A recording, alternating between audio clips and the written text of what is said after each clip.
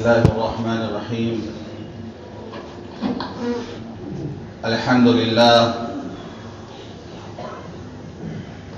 لله رب العالمين، والصلاة والسلام على سيد الأنبياء والمرسلين وخاتم النبيين سيدنا محمد وآله وصحبه أجمعين ومن تبعهم بإحسان ودعا بدعوتهم إلى يوم الدين. أما بعد، عن ثوبان رضي الله عنه قال قال رسول الله صلى الله عليه وسلم: إن المسلم إذا عاد أخاه المسلم لم يزل في غرفة الجنة حتى يرجع، أو كما قال عليه الصلاة والسلام. رواه مسلم. اللهم صل على محمد وعلى آل محمد وبارك وسلم. محترم بزرگوں، دوستوں اور دینی بھائیوں،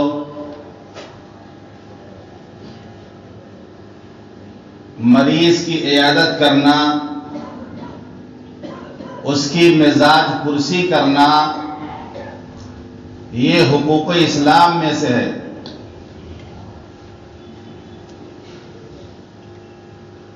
ایک مسلمان کا یہ حق ہے کہ جب وہ بیمار ہو تو اس کی مزاج پرسی کی جائے، اس کی عیادت کی جائے. اللہ کے لیے اخلاص کے ساتھ اگر کسی مریض کی عیادت کی جائے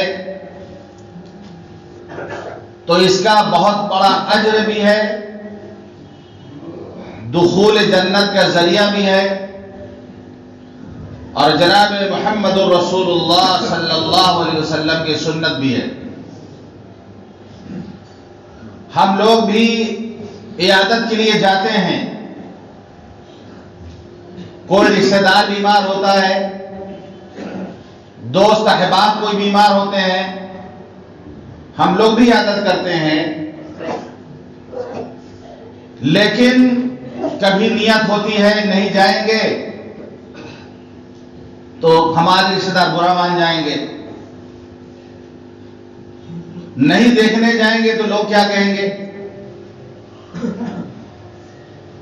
یا ہم ان کو دیکھنے جائیں گے، جب ہم بیمار پڑیں گے تو یہ ہم کو دیکھنے آئیں گے. ہم اس کو دیکھنے کیوں جائیں؟ ہم بیمار تھے تو وہ ہم کو دیکھنے نہیں آیا. اس طریقے سے بہت سی چیزیں ہمارے سامنے آتی ہیں جو اس مسنون عمل کو اور اس پر ملنے والے ثواب کو ختم کر دیتی ہیں. اگر آدمی اللہ کے لیے اخلاص کے ساتھ مریض کی عیادت کے لیے جائے، اس کی بہت بڑی فضیلت ہے. میں نے مسلم شریف کی حدیث پڑھی ہے. اللہ کے رسول صلی اللہ علیہ وسلم نے فرمایا: ان المسلم اذا عاد اخاہ المسلم، جب کوئی مسلمان اپنے مسلمان بھائی کی عیادت کے لیے جاتا ہے، لم یزل فی غرفۃ الجنہ، مسلسل وہ جنت کے میووں میں ہوتا ہے، حتی یرجع، جہاں تک کہ وہ لوٹ آئے. جتنی دیر مریض کے پاس آدمی بیٹھے گا اتنی دیر گویا وہ بیٹھ کر جنت کے پھلوں کو، جنت کے میووں کو چن رہا ہے. اب اندازہ لگائیے، مریض کی عیادت کے لیے آدمی گیا ہے اور وہاں جتنی دیر بیٹھا ہوا ہے جنت میں بیٹھا ہوا ہے. اس حدیث سے پتہ چلتا ہے کہ بیمار کی عیادت کرنا حصول جنت کا ذریعہ ہے. اس عمل کو آج ہم لوگوں نے ترک کر رکھا ہے، چھوڑ رکھا ہے. بہت لوگ بیمار رہتے ہیں، ہم دیکھنے نہیں جاتے، بیمار کی عیادت کے لیے نہیں جاتے۔ اگر یہ فضیلت ہمارے سامنے ہو، یہ حدیث ہمارے سامنے ہو، تو اگر ہمیں پتہ چلے ہمارے پڑوس میں کوئی بیمار ہے، ہمارے محلے میں کوئی بیمار ہے، ہم جا کے اس کے پاس بیٹھیں گے، جتنی دیر بیٹھیں گے گویا جنت میں بیٹھے ہوئے ہیں، جنت میں بیٹھ کر جنت کے میووں کو ہم چن رہے ہیں، تو اندر سے شوق پیدا ہوگا کہ نہیں جانا چاہیے۔ اسی طریقے سے ایک حدیث پاک میں آتا ہے، حضرت ابو ہریرہ رضی اللہ عنہ روایت کرتے ہیں کہ رسول اللہ صلی اللہ علیہ وسلم نے ارشاد فرمایا، من عاد مریضا نادى مناد من السماء، جو کسی مریض کی عیادت کرتا ہے تو ایک آسمان سے فرشتہ آواز دیتا ہے۔ جب آدمی کسی مریض کی عیادت کرتا ہے تو آسمان سے ایک فرشتہ یہ اعلان کرتا ہے، آواز لگاتا ہے، طبتا وطاب ممشاک وتبوأت من الجنة منزلا، تم بھی مبارک، تمہارا چلنا بھی مبارک، تم نے جنت میں اپنے لیے مکان بنا لیا۔ جب وہ مریض کو دیکھنے کے لیے چل کے جاتا ہے تو فرشتہ اعلان کرتا ہے کہ تم بھی مبارک ہو، تمہارا چلنا بھی مبارک ہے، اس عمل کے ذریعے تم نے جنت میں اپنے لیے مکان بنا لیا۔ اللہ اکبر، اتنی بڑی فضیلت ہے۔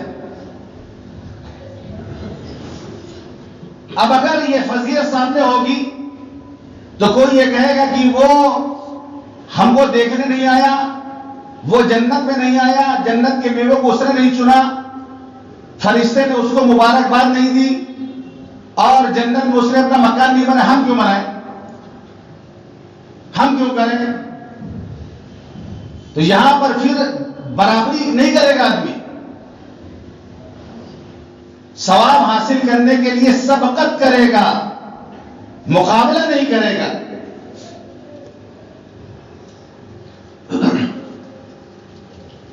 اسی طریقے سے ایک حدیث پاک میں آتا ہے، حضرت علی رضی اللہ عنہ روایت کرتے ہیں، ترمذی شریف کی روایت ہے کہ میں نے رسول اللہ صلی اللہ علیہ وسلم کو ارشاد فرماتے ہوئے سنا، آپ نے فرمایا جو مسلمان صبح کے وقت کسی بیمار کو دیکھنے کے لیے جاتا ہے، شام تک 70,000 فرشتے اس کے حق میں دعائیں مغفرت کرتے ہیں،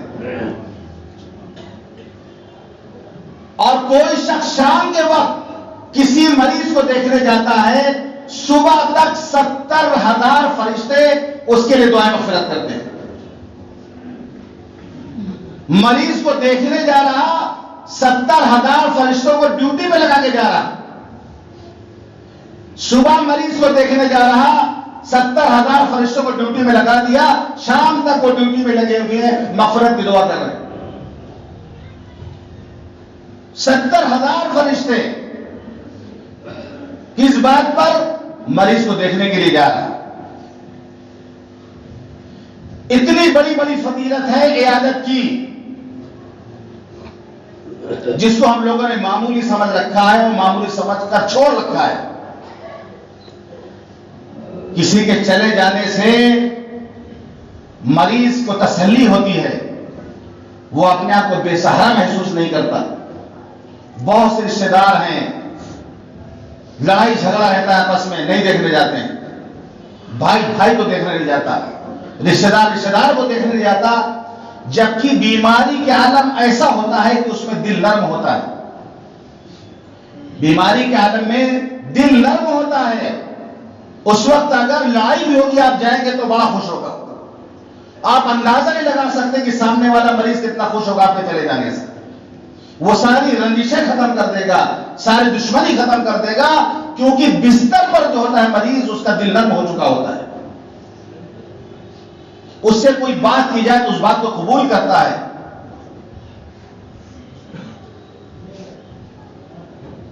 حدیث پاک میں آتا ہے کہ حضور پاک صلی اللہ علیہ وسلم کہ ایک یہودی غلام تھا، یہودی خادم جو حضور پاک صلی اللہ علیہ وسلم کی خدمت کرتا تھا، بچہ تھا وہ حضور پاک صلی اللہ علیہ وسلم کی خدمت کرتا تھا، بیمار پڑا وہ، آپ اس کی عیادت کے لیے تشریف لے گئے. یعنی عیادت کرنے کے لیے مسلمان ہونا بھی شرط نہیں، دور قریب کا بھی معاملہ نہیں. یہودی ہے وہ، اللہ کے رسول کو معلوم ہوا کہ وہ بچہ بیمار ہے، اس کو دیکھنے کے لیے گیا. گئے، بستر پر لیٹا ہوا ہے وہ، آپ نے کلمہ پیش کیا، کلمہ پڑھ لو تم. اب یہودی باپ کھڑا ہوا ہے، آپ اس کو اسلام کی دعوت دے رہے ہیں، بیماری کا عالم ہے، دل نرم ہو چکا ہے. وہ باپ کی طرف میں دیکھتا ہے. باپ کہتے ہیں بیٹا ابھی ابو القاسم صلی اللہ علیہ وسلم جو کہہ رہے اس کو قبول کر لو. اس نے کلمہ پڑھ لیا. اللہ کے رسول صلی اللہ علیہ وسلم جب واپس آ رہے تھے آپ نے فرمایا اللہ کا شکر ہے کہ اللہ نے اس کو جہنم سے بچا لیا. تو عیادت کے لیے مسلمان ہونا بھی شرط نہیں. ہمارے تعلق میں غیر مسلم ہے، کسی دوسرے مذہب کا ماننے والا ہے، ہماری پہچان ہے اس سے، ہمیں معلوم ہے جو بیمار ہے تو پھر اس کو بھی دیکھنا جانا چاہیے. یہ بھی نبی کی سنت ہے.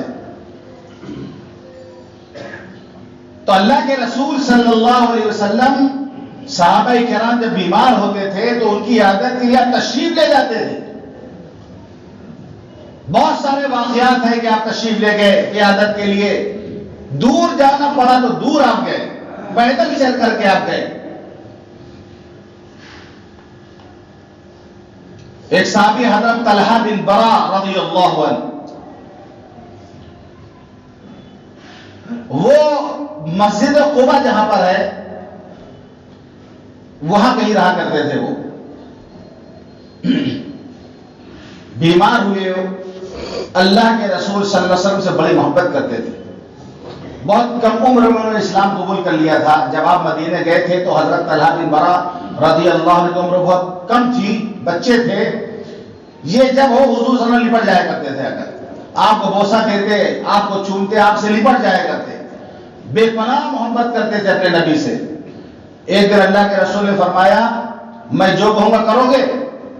کہ جی اللہ کے رسول آپ جو کہیں گے ہم کر دیں گے. آپ نے فرمایا جاؤ اپنے ابا کو قتل کر دو، نکل پڑے گے. آپ نے امتحان تمہارا لے رہے تھے، ہم رشتہ داری توڑنے کے لیے نہیں آئے ہیں. اتنی محبت کرتے تھے حضرت طلحہ. اب قباء کے پاس ان کا گھر مسجد نبی سے دور ہے، مسجد قباء جو لوگ گئے جانتے دور ہے. حضور پاک صلی اللہ علیہ وسلم کو پتا چلا آپ قباء گئے ان کی عیادت کے لیے.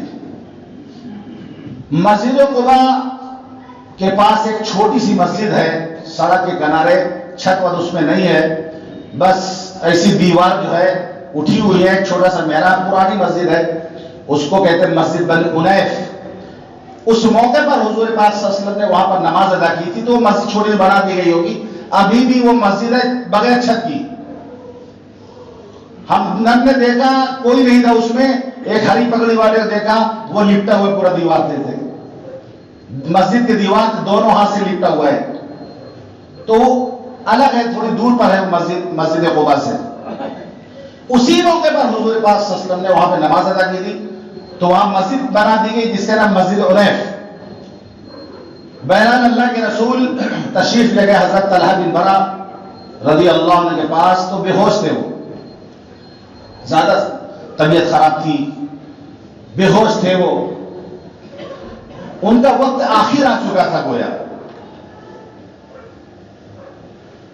اللہ کے رسول صلی اللہ علیہ وسلم نے گھر والوں سے کہا کہ ان پر موت کے آثار نظر آ رہے ہیں،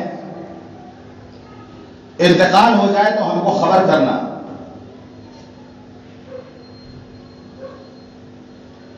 آپ عیادت کر کے واپس تشریف لے آئے.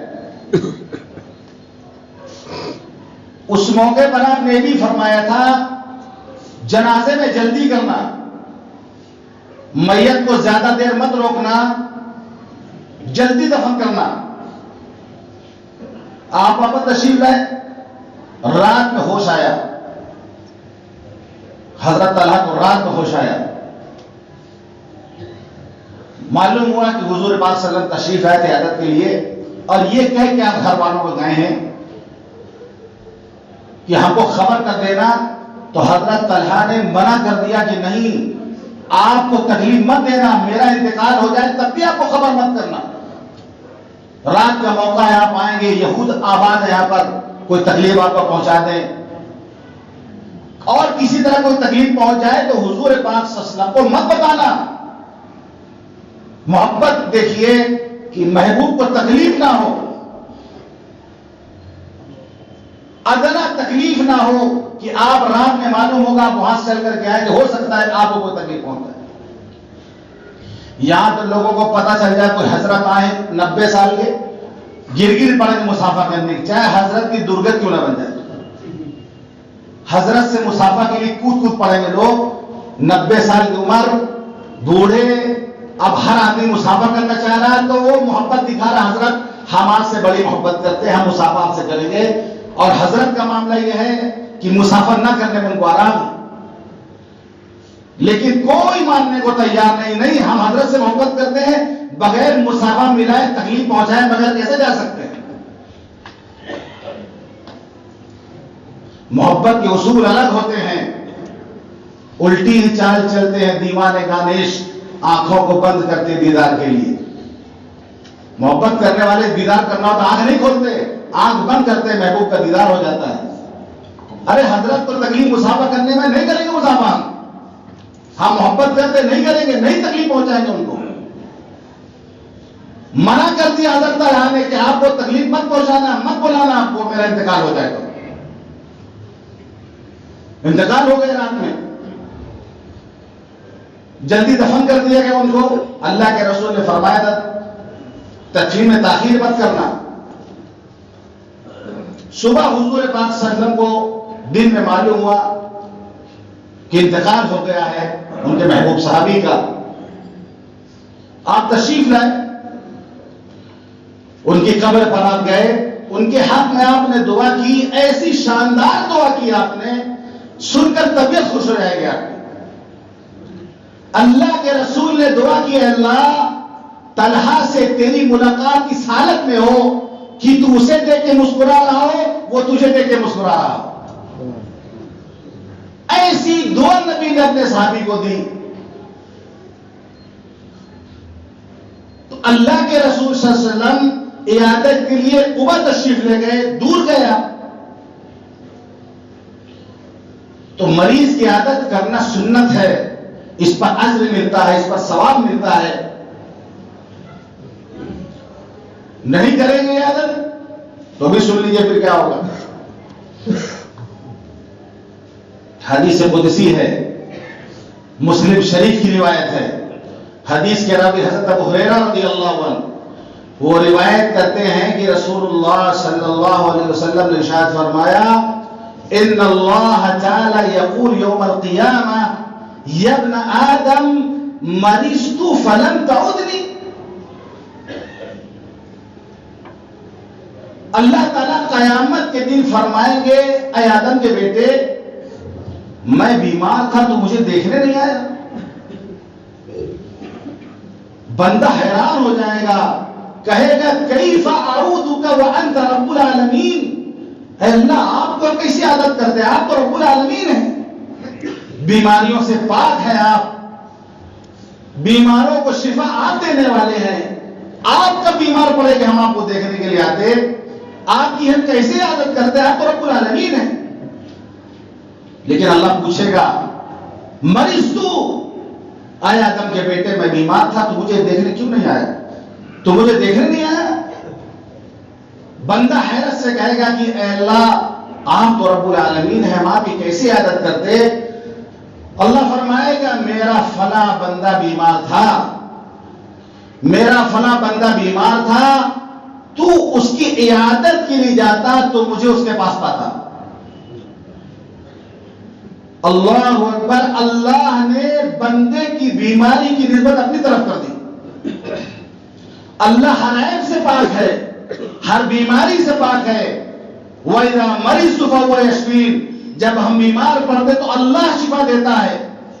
اللہ شفا نہ دے تو کوئی شفا دے نہیں سکتا ہے. اللہ بندے سے کتنی محبت کرتے ہیں, اس کی بیماری کی نسبت اپنی طرف کر رہے ہیں کہ اگر تو اسے دیکھنے جاتا تو مجھے اس کے پاس پاتا. پھر اللہ پوچھیں گے اے آدم کے بیٹے, میں بھوکا تھا, تو نے مجھے کھانا نہیں کھلایا. بندہ کہے گا اللہ ہم آپ کو کیسے کھانا کھلاتے ہیں, آپ تو رب العالمین ہیں, آپ کو ہم کیسے کھلا سکتے تھے. تو اللہ فرمائے گا میرا فلاں بندہ بھوکا تھا, تو اگر اسے کھانا کھلاتا تو اسے میرے پاس پاتا. پھر اللہ کہے گا میرے بندے میں پیاسا تھا, تو نے مجھے پانی نہیں پلایا. بندہ کہے گا اللہ آپ کو کیسے پانی پلاتے, آپ تو رب العالمین ہیں. اللہ فرمائے گا فلاں بندہ میرا پیاسا تھا, تو اسے پانی پلاتا تو اسے میرے پاس پاتا. غور کرنے کی بات یہاں پر یہ ہے, مریض کی جب بات آئی, عیادت کی بات آئی, تو اللہ نے یہ فرمایا مجھے اس کے پاس پاتا. کھانے پینے کی جب بات آئی تو اللہ نے فرمایا اسے میرے پاس پاتا. یعنی کھلانے کا پلانے کا میرے پاس تجھے ملتا, میرے پاس پاتا. اور مریض کے بارے فرمایا تو اس کی عادت کے لیے جاتا تو مجھے اس کے پاس پاتا. معلوم ہوا کھلانے پلانے سے زیادہ ثواب مریض کی عادت کرنے میں. کسی بھوکے کو کھانا کھلانے سے زیادہ, کسی پیاسے کو پانی پلانے سے زیادہ مریض کی عادت کا ثواب ہے. اسی لیے اللہ نے اپنی نسبت ادھر کی اور ان آخر کی دونوں چیزوں کی نسبت اپنی طرف کی.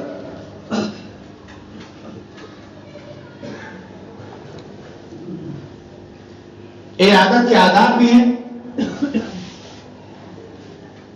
آداب بھی عادت کے مریض کے پاس جا کے کس طرح بات کرنا ہے. آپ نے فرمایا اذا دخلتم علی المریض فنفسوا فی اجلی, جب تم مریض کے پاس جاؤ, داخل ہو, مریض کے پاس جاؤ, اچھی اچھی باتیں کہو, حوصلے والی باتیں کرو. مرض تو ٹھیک نہیں ہو جائے گا, موت تو کوئی ٹال نہیں سکتا, لیکن اس کو تسلی ملے گی. گھبرانے دینے والی بات نہ کہو. آدمی قصہ بیمار بخار میں مبتلا ہے, چلے گئے, ہاں وہ ہاوڑا کی رپورٹ ہے کہ ڈینگو سے آج 20 آدمی مرے ہیں. اب اس کی تو حالت خراب ہو جائے گی. وہاں اچھی اچھی بات کرو. اللہ کے رسول صلی اللہ علیہ وسلم جب کسی کی عادت کی تشریف لے جاتے تو مریض سے کہتے ہیں لا بأس طہور انشاءاللہ. یاد کر لیجیے جملہ, لا بأس طہور انشاءاللہ. کوئی حرج کی بات نہیں, گھبرانے کی کوئی بات نہیں, ڈرنے کی کوئی بات نہیں. یہ بیماری تمہارے گناہوں کا صفایا کر دے گی انشاءاللہ. اس بیماری سے تمہارے گناہ دھل جائیں گے انشاءاللہ. اس بیماری سے تمہارے گناہ معاف ہو جائیں گے انشاءاللہ. لا بأس طہور انشاءاللہ. یہ جملہ آپ مریض کے پاس جا کے کہتے تھے. اردو میں کہتے ہیں آپ جا کے, عربی میں نہیں, اردو میں جملہ کہتے. گھبرانے کوئی بات نہیں, پریشان ہو, انشاءاللہ ٹھیک ہو جائیں گے. بیماری آ گیا ہے, اس سے اللہ درجات بلند کرتا ہے, اس سے اللہ گناہوں کو معاف کرتا ہے. اچھی اچھی باتیں جا کے وہاں پہ بیماری کی عیادت کا ہی ادب ہے. اور زیادہ دیر نہ بیٹھے وہاں. یہ نہیں کہ سن لیا کہ جنت میں بیٹھنے کا ثواب ملتا ہے تو ڈر کے 1 گھنٹہ جانے نہیں اٹھ کے کہ جنت میں بیٹھے کیوں جائے بھائی, جلدی نکل کے.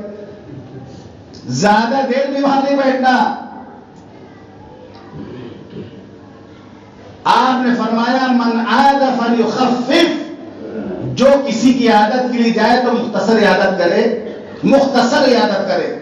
حال چال مجھے خیریت لے بیٹھے, یہ نہیں کہ جب تک چائے ناشتہ نہ جائے, پورا ناشتہ کسر کھانا رہ گیا تب تک اٹھنا رہ گیا, چاہے گھنٹے کیوں نہیں بیٹھنا پڑے.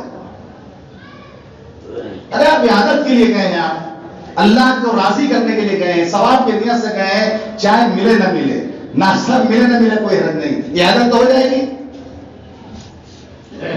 ایسی بہت سارے لوگ ہوتے ہیں مریض کے پاس جا کر دنیا بھر کی رائے دیتے ہیں.